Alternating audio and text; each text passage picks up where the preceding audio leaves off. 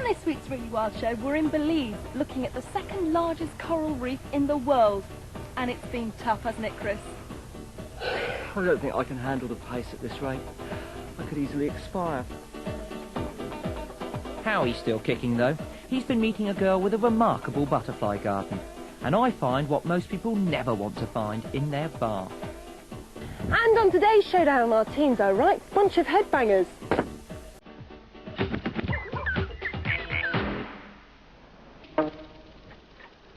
Now, you might think that this was a typical country garden. I mean, look, nice lawns, pretty borders, but if you thought that, you'd be wrong. Why? Because of these. Every single flower in this garden is here for one reason only: butterflies. And that makes the creator of this garden, Laura Parker, one of the most committed butterfly conservationists in Britain. Laura is 14. She's taught at home in Dumfries in Scotland by tutors who visit her a few hours a week. She became ill 20 months ago with a virus called ME. Since then she hasn't had many visitors, so she fills her time learning as much as she can about butterflies.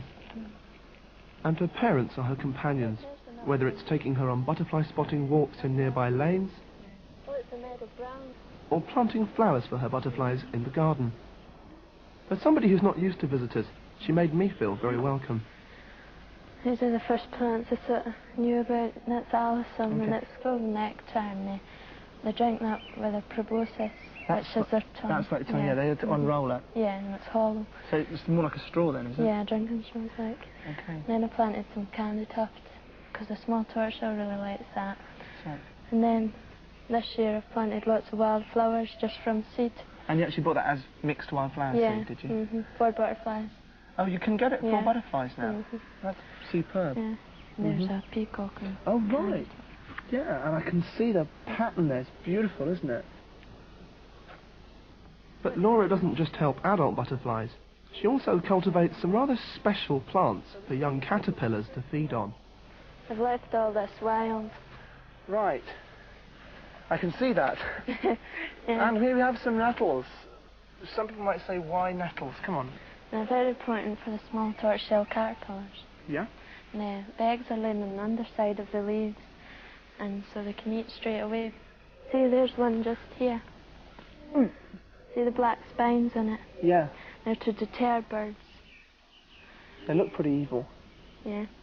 I suppose with all this food here, it's just brilliant for your garden, because the caterpillars cut into their chrysalids, they change into the butterflies, and then all they have to do is hop over the fence and they've got as much food as they want. Yeah. So, Laura, do you ever go out catching butterflies with a net yourself? No, because I get too tired. Well, do you reckon I can have a go? Well, it's a skilled job. Ah, no worries.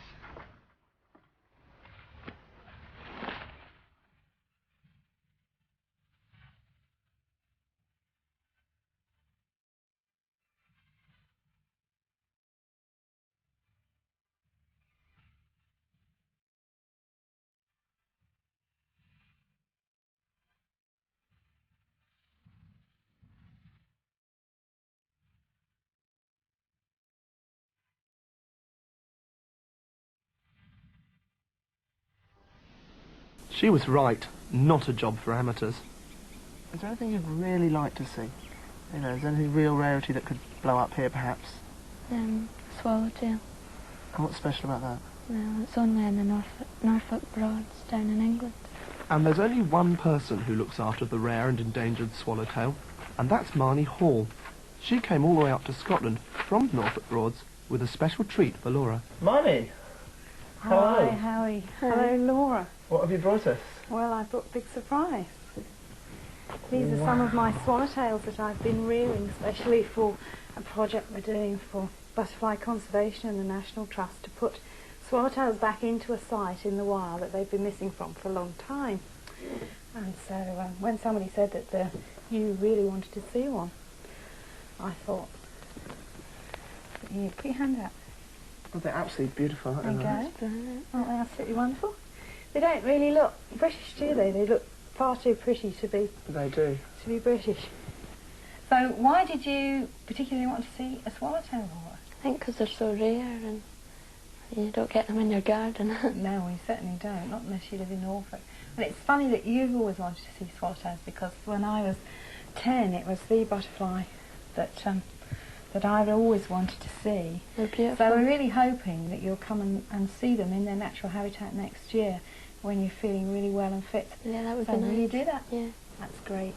Well, thank you very much, Marnie, for coming to see us. Oh, it's been all worthwhile. Thank you.